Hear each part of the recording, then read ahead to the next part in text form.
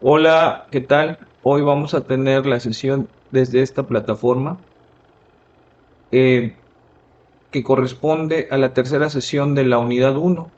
En los comentarios de este video van a encontrar la liga al material de esta sesión y también la liga a su examen de unidad uno que será contestado de manera virtual. Recalcarles que el examen, como ya les había yo comentado, tenía como fecha programada el próximo viernes. Sin embargo, ya que lo vamos a hacer vía digital, les voy a poner la liga y van a tener ustedes hasta el último minuto del día lunes, que desde fecha 5 de febrero, para que puedan subir sus respuestas. También el material de esta sesión, de la tercera sesión de la unidad uno, van a tenerlo disponible en la plataforma Teams, en la cual tienen el anuncio de la sesión. Bueno, pues empecemos. En la clase anterior revisamos parte de este boletín. En esta sesión vamos a terminar de revisar el contenido de este boletín, sobre todo en lo que se refiere al Atlas Nacional de Riesgos. Entonces vamos a ir a la página 6. Ustedes ya tienen este material.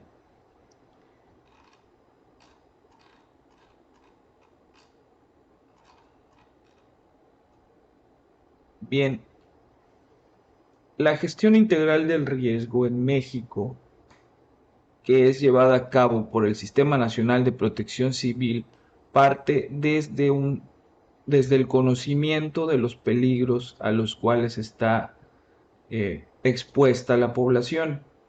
Este conocimiento se integra en una plataforma nacional que se llama Atlas Nacional de Riesgos.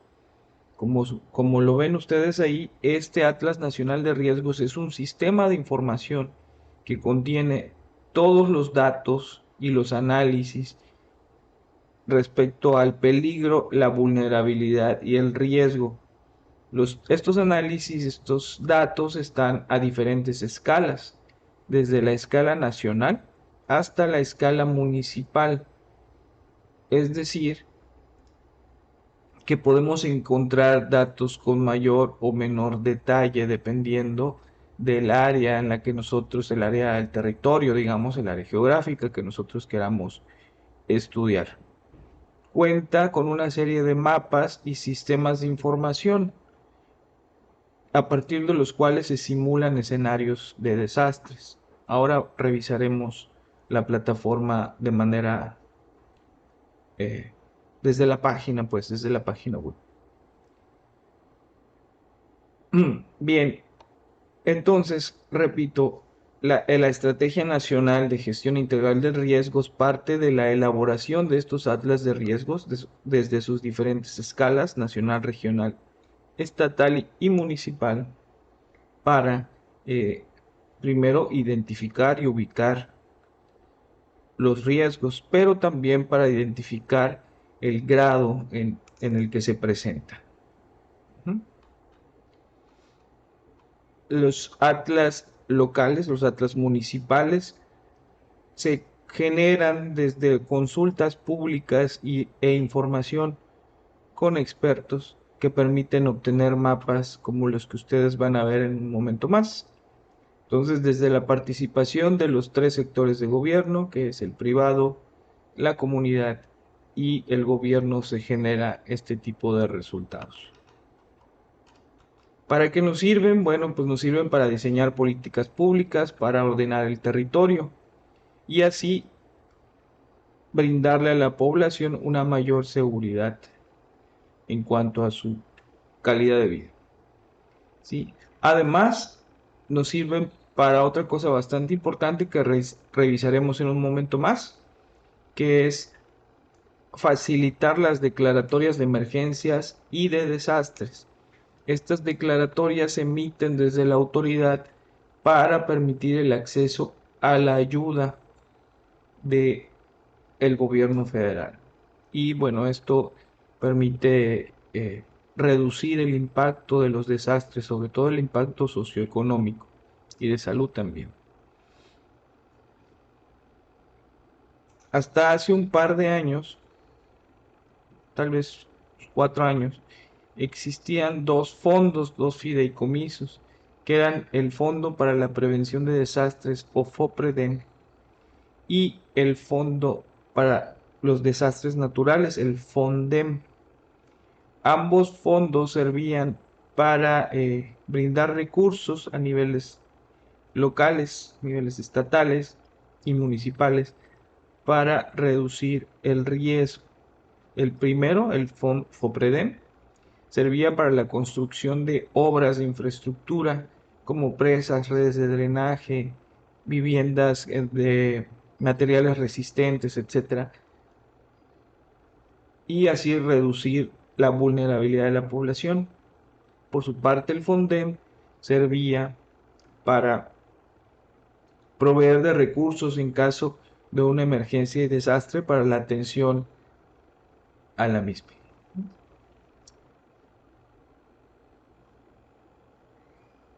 Los atlas de riesgo tienen varias secciones, principalmente son 5 de ellas, y tienen un orden lógico. Estas secciones las revisaremos aquí en esta página que dice cómo se elabora el mapa de riesgos o el atlas de riesgos. Pues se parte de identificar y describir los riesgos que están presentes en la zona que se está analizando, ¿sí?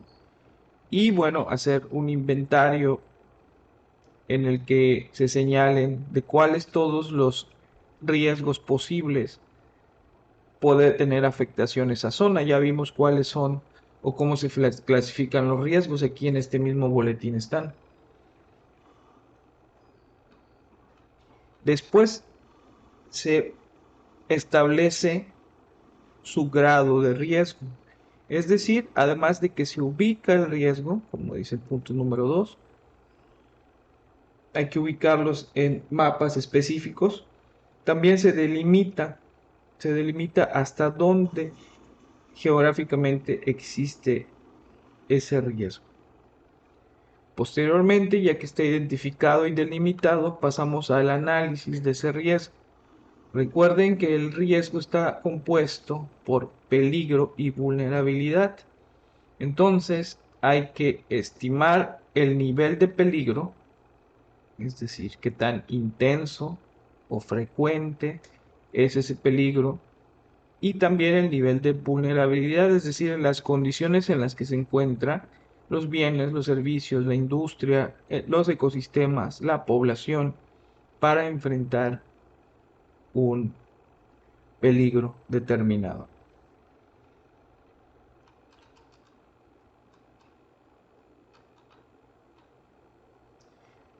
Finalmente, el atlas de riesgo debe de establecer áreas de atención.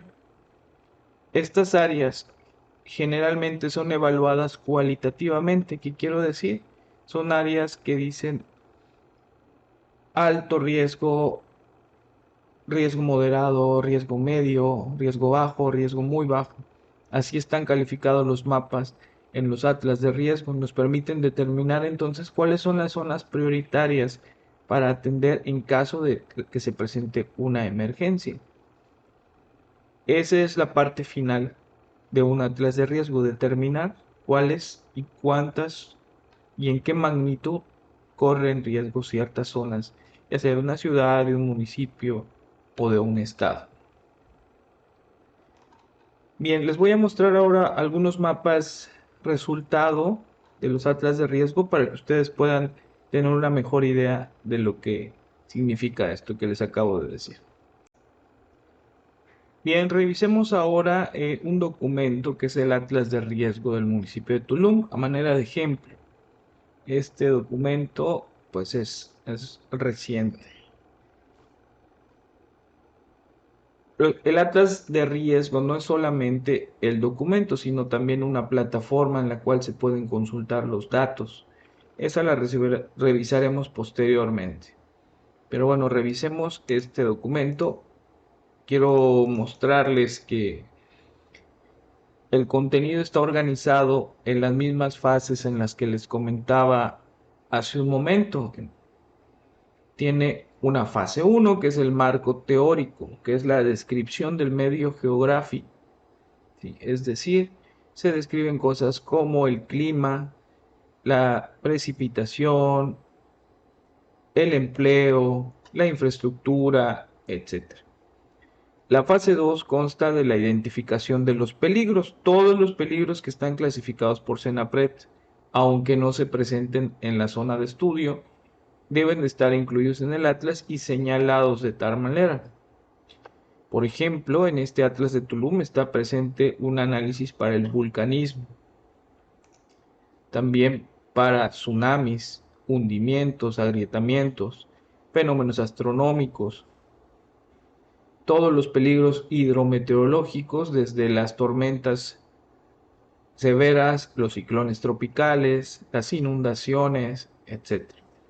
Los fenómenos químico-tecnológicos y los sanitario-ecológicos, los que ustedes vieron ya en la clasificación. La fase 3 es un diagnóstico de la vulnerabilidad, es decir, un diagnóstico de las condiciones de la población, nivel de marginación, su acceso a servicios, agua potable, electricidad, etcétera, su nivel socioeconómico, entre otras cosas. Finalmente se integran peligro y riesgo, fase 2 y fase 3, para conformar la fase 5, que es estimar el nivel de riesgo para los peligros más importantes, que en el caso del municipio son los ciclones, el municipio de Tulum, y las inundaciones. Los atlas de riesgo generalmente terminan con una última fase, que es una fase de propuesta, donde partiendo de los peligros y los riesgos, más bien del nivel de riesgo encontrado, se proponen una serie de obras o estudios para reducir la vulnerabilidad de la población. Y eso es lo que encontramos en la fase 5 de este atlas. Bien, por ejemplo, en la etapa de identificación de la vulnerabilidad, lo que estamos viendo aquí es un mapa que nos muestra a nivel de manzana para la ciudad de Tulum, donde se encuentran las viviendas que tienen condiciones de construcción con mayor vulnerabilidad. Lo que ustedes están viendo ahí en el color rojo son las manzanas con un mayor número o una totalidad de viviendas que tienen condiciones precarias. En el caso de una inundación o de un huracán, muy probablemente tendrían mayores daños que aquellas que ven con las manzanas en color verde, por ejemplo. Por otro lado, en este mapa se representa el peligro, un tipo de peligro. Estas son las zonas en color azul que se inundarían en caso de una lluvia atípica, una lluvia que tiene un periodo de retorno de 50 años. Esta lluvia intensa, arriba de los 150 milímetros en un periodo de un día, tendría este escenario de inundación. Para calcular este escenario de inundación se utilizan ciertos modelos ya establecidos por el CENAPRED. Bueno, en la clase anterior creo que les mostré de manera muy rápida algunas de las fórmulas que se utilizan y algunos modelos matemáticos que toman en cuenta, por supuesto, la topografía del terreno, es decir, la forma del relieve, se comporta el territorio en cuanto a su altitud sobre el nivel medio del mar. Y bueno, se simulan lluvias o escenarios de lluvia que permiten saber dónde va a acumularse el agua y en qué cantidad.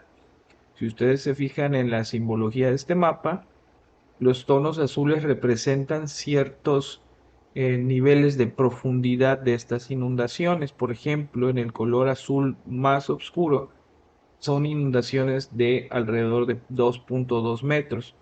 en esta zona de aquí, donde está señalando ahora el cursor, se encuentran ellas. Y bueno, si vemos el comportamiento del terreno, vemos que estas son las zonas más bajas, de hecho ya son zonas de humedales actualmente. Y las zonas de menor inundación, o tal vez calificáramos como encharcamiento, son zonas de 20 centímetros de profundidad de la lámina de agua y son las que ven ustedes en colores azules más bajos. Y bueno, esta es la identificación del peligro por inundación. Ya sabemos dónde están las viviendas que tienen las condiciones más precarias y de eso entonces estimamos un grado de riesgo. Este es el mapa de riesgo por inundación pluvial. Si recordamos los dos mapas anteriores, en estas zonas estaban las viviendas con mayores condiciones de vulnerabilidad, viviendas con piso de tierra. Y si recordamos el mapa de peligro, encontrábamos en estas zonas de aquí donde marca el cursor a la izquierda del mapa, las zonas con mayores problemas de inundación o con láminas de agua más profundas, digamos, con inundaciones más intensas. Entonces, finalmente, al sumar las dos variables, estas dos variables, peligro y vulnerabilidad, obtenemos este mapa de riesgo. No implica que estas viviendas tengan un mayor riesgo. ¿Por qué? Porque la lámina de agua aquí no es tan intensa como lo sucede en esta zona. Encontramos entonces que las viviendas de este asentamiento y de estos asentamientos de aquí, que son de clase media baja, viviendas, varias de ellas con materiales de la región, madera, encontramos que tienen un alto riesgo. Este es el resultado final cuando se integran las dos variables. Y bueno, comentando o retomando lo que decía al inicio, el atlas de riesgo me permite entonces a las autoridades les permite saber hacia dónde direccionar las acciones de política pública, las obras de infraestructura necesarias para mejorar las condiciones de vida de esa población. Bien, estos atlas de riesgo son una política de preparación, de planeación para reducir el riesgo. Pero una vez que se ha presentado una emergencia, que ha sucedido que un peligro o una amenaza natural o antropogénica ha tenido impacto sobre el territorio, desde el gobierno federal existen dos mecanismos que permiten atender la emergencia o el desastre. De hecho, están nombrados de esa manera: declaratorias de emergencia y declaratorias de desastre. Bien, las declaratorias de emergencia se dan cuando una, el impacto de una amenaza, sobre todo una amenaza natural, es inminente, es decir, ya sabemos que va a ocurrir o está ocurriendo en el periodo de tiempo, en ese periodo de tiempo, el impacto de un fenómeno, ya sea una erupción, ya sea un huracán, ya sea una inundación, una sequía, que son los fenómenos, digamos, que tienen un periodo de vida un poco más grande. Por su parte, una declaratoria de desastre sucede o se da cuando este fenómeno ha dejado de impactar la zona, pero sus efectos permanecen. Es decir, hubo daños en las viviendas, pérdidas de cosechas, hay, no hay electricidad, no hay distribución de agua potable. Eso es necesario o es lo que está sucediendo cuando se declara un desastre. Cuando se declara un desastre, entonces es posterior. Entendámoslo entonces así: una emergencia, una declaratoria de emergencia se da cuando estamos atendiendo lo que está sucediendo en el momento. Y el desastre, la declaratoria de desastre viene posterior y sirve, bueno, esta declaratoria para proveer recursos, como le dice la lámina, para reconstruir después del paso de este fenómeno.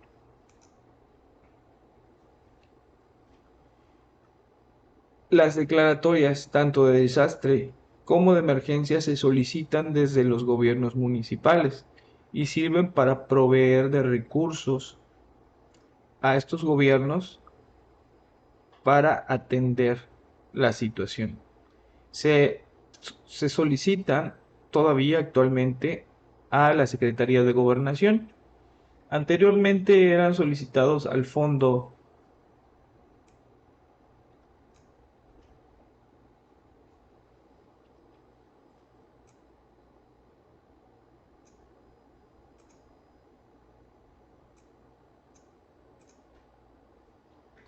eran solicitados al Fondo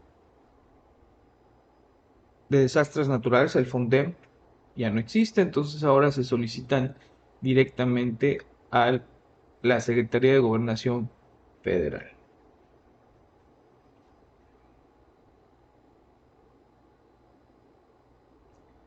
Otro punto importante es que la declaratoria de emergencia, que es la que sucede cuando está pasando el fenómeno, podría subsistir durante la presencia de una declaratoria de desastre. Es decir, que pueden estar presentes ambas. ¿Por qué? Porque un fenómeno, la afectación de un fenómeno puede llevar bastante tiempo, como en el caso de una sequía o como en el caso de las inundaciones. No es que termina la lluvia y termina sus efectos, sino que el terreno sigue inundado y puede tardar incluso semanas en desaparecer. Entonces, en ese momento, las dos declaratorias, tanto de emergencia, que es para la atención a los efectos directos, como la de desastre, que es para la reconstrucción, existen o coexisten en el tiempo. Bien, bueno, para definirlo más formalmente, una declaratoria de desastre entonces es la manifestación desde la Secretaría de Gobernación de que ha ocurrido un fenómeno perturbador natural y en un tiempo determinado y que ha causado daños en la infraestructura y en las viviendas. Es un requisito para que las dependencias estatales y federales puedan allegarse de recursos y proceder a la reconstrucción. Por su parte, la declaratoria de emergencia está dirigida a atender la vida y la salud de la población, es decir, lo que sucede en el momento.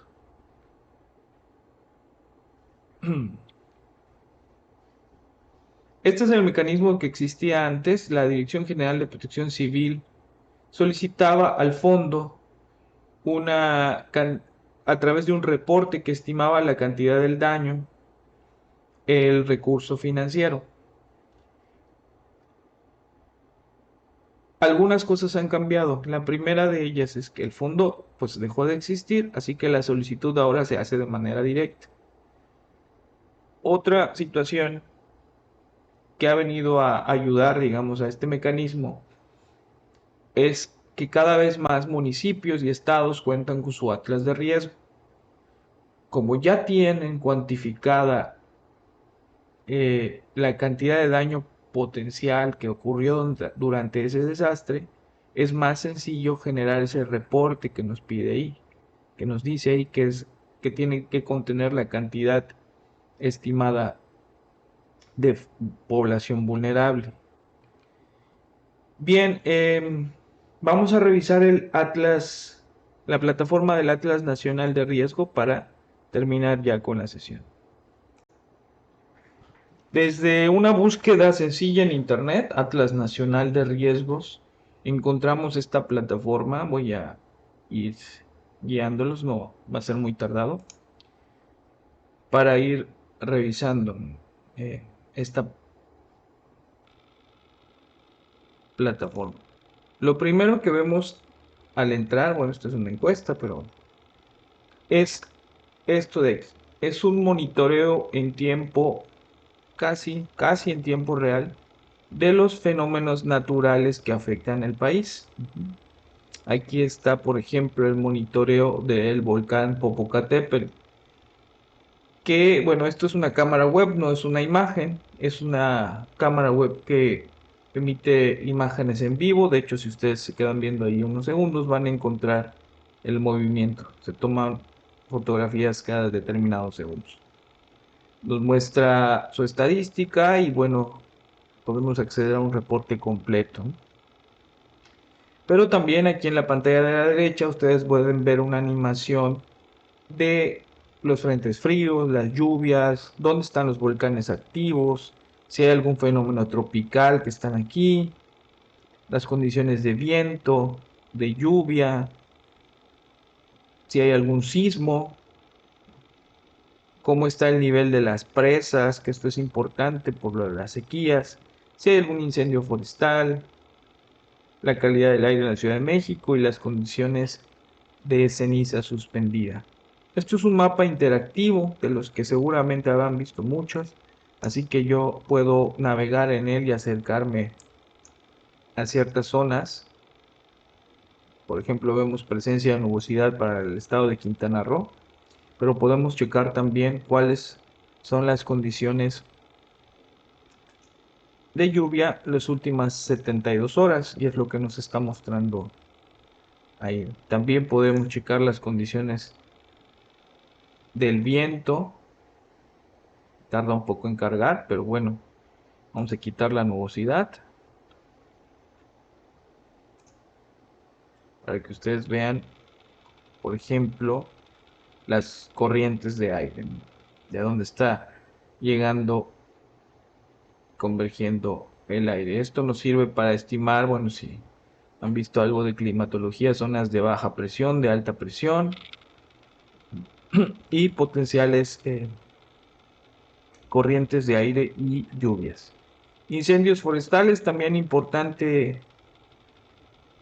En la zona no estamos en una época donde haya una gran cantidad de ellos, pero en su momento aquí podrían monitorearlos.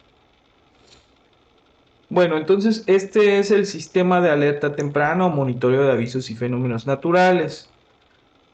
También tenemos a nivel municipal cuáles son los indicadores de peligro, exposición y vulnerabilidad. Es decir, por ejemplo, para Quintana Roo podemos checar variables como el grado de vulnerabilidad social, el grado de rezago social, el grado de marginación, vulnerabilidad al cambio climático, etcétera. ¿Cómo lo revisamos? Bueno, pues damos clic sobre el municipio, Tompe Blanco.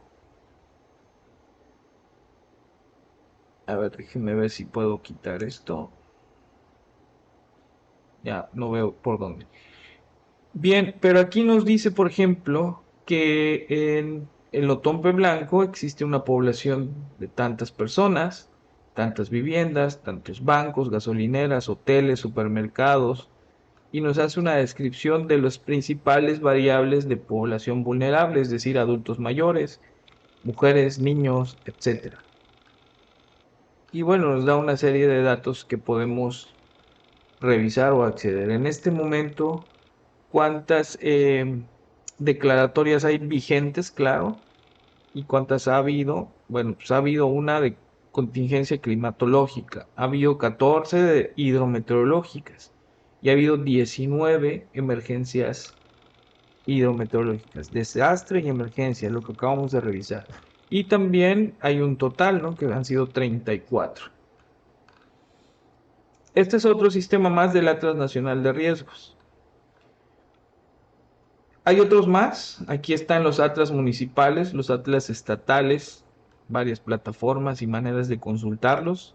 Les sugiero que lo hagan ya de manera eh, con más calma, ya por su cuenta. Hay un monitoreo de fenómenos muy parecido al primero que revisábamos. Y finalmente, este sí quiero que lo veamos en pantalla completa. Es el Sistema Nacional de Información sobre Riesgos. Vamos a acceder a él. Aquí hay, bueno, una opción que dice consulta en pantalla completa. Voy a entrar a ella. Y bueno, pues ahí nos sale esta pantalla de bienvenida. Déjenme mover un poco esto, por favor. Está. Y bueno, es un sistema que parece muy sencillo, pero aquí a la derecha vamos a encontrar un botoncito y vamos a dar clic. Y aquí ustedes pueden encontrar a nivel de capas de todo el estado, de todo el país, perdón, datos básicos, datos de peligros de todo tipo y cuáles son los escenarios de cambio climático, etcétera. Pero también podemos encontrarlo a nivel estatal, a nivel municipal, hacer un análisis, haremos eso, o subir nuestra información. Nosotros pudiéramos subir una capa en archivo KML o KMZ, son los archivos de Google Earth, y ubicar ahí nuestra manzana, nuestra ciudad, nuestra fábrica, lo que nosotros querramos. Bien, entonces, por ejemplo, voy a ir aquí, solamente vamos a revisar algunos ejemplos, ¿no? Entonces, por ejemplo, en datos básicos, esperemos que cargue, carga en la parte de abajo, no sé por qué sucede esto. En la parte de abajo carga, por ejemplo, el marco geoestadístico, que son las manzanas. Bueno, aquí están los límites municipales, ¿no? Acercarnos un poco, tal vez. Wow, está fallando. Tal vez sea el caso. Vamos a- Bueno, no alcanzan a percibirse. Vamos a apagarlos. Pero están, por ejemplo, el censo a nivel de manzanas de área geoestadística básica. Vamos a ver si este sí lo carga. Acercarnos a Chetumal.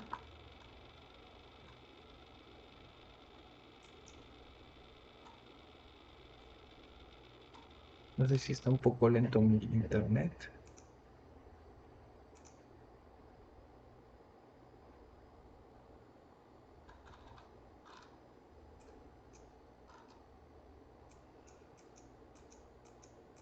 Creo que tengo un poco lento el internet, por eso no alcanzan a verse.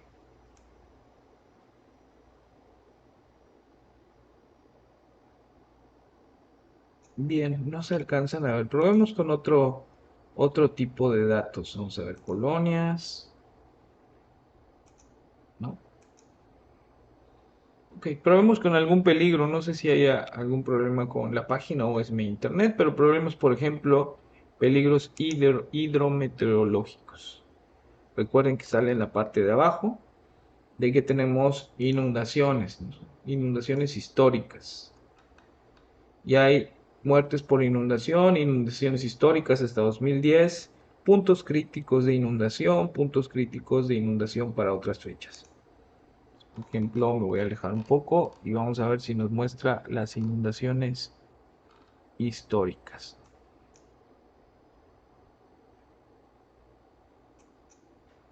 Alcanzan a percibirse.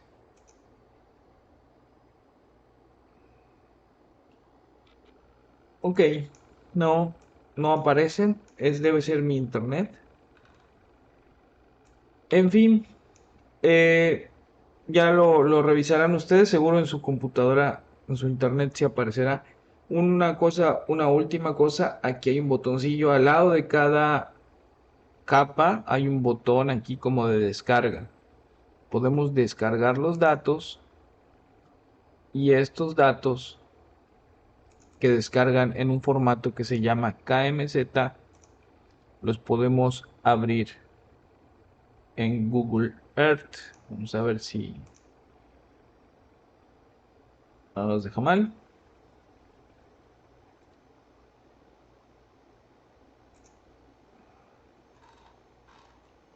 Y bueno, esta es la capa que descarga. A ver, ahí está la capa de inundaciones históricas. ¿Dónde se han presentado? ¿En qué municipios? Recuerden que este es un atlas nacional, así que mucha de la información está a nivel municipal, a nivel así, genérica. Entonces aquí nos dice solamente los municipios que han tenido inundaciones históricas. Bien, Ya para concluir y para mostrarles, creo, la parte más interesante o una de las más interesantes, además de esta de capas, es esta de que se llama análisis. Voy a entrar a ella y ahorita, como pueden ustedes ver, está en cero. La información aparece en cero. Pero aquí arriba a la derecha, déjenme mover para que lo vean mejor. En esta zona de aquí ustedes van a encontrar algunas herramientas de dibujo.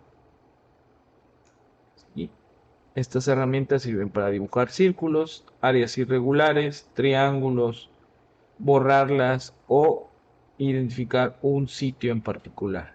Entonces, por ejemplo, si yo quisiera saber, me voy a acercar aquí a la universidad, yo quisiera saber a mano alzada, como dice ahí, puedo dibujar esto así, suelto, vean que está sucediendo algo ahí. ¿Qué es lo que pasa? Bueno, lo que pasa es que está calculando para eso que yo acabo de dibujar cuántas personas hay, en qué género, grupo de edad, viviendas, escuelas, establecimientos de salud, supermercados, etcétera. Y además me dice cuál es el nivel de vulnerabilidad social, que es importante para el cálculo de riesgo, y es bajo. Esto es hay, el 1 y el 0 es hay o no, ¿no? Pues 1 significa que es nivel bajo y 0 pues que no existe. Entonces, esa plataforma del Atlas Nacional de Riesgos, como ya lo hemos dicho varias veces, va a estar disponible o más bien va a ser usada en la última unidad de esta asignatura. Con este tema terminamos la unidad 1 y nos veremos el próximo día viernes de la siguiente semana, que es viernes 9 de febrero, para continuar con la unidad 2. Espero que esté todo bien, nos vemos pronto y saludos.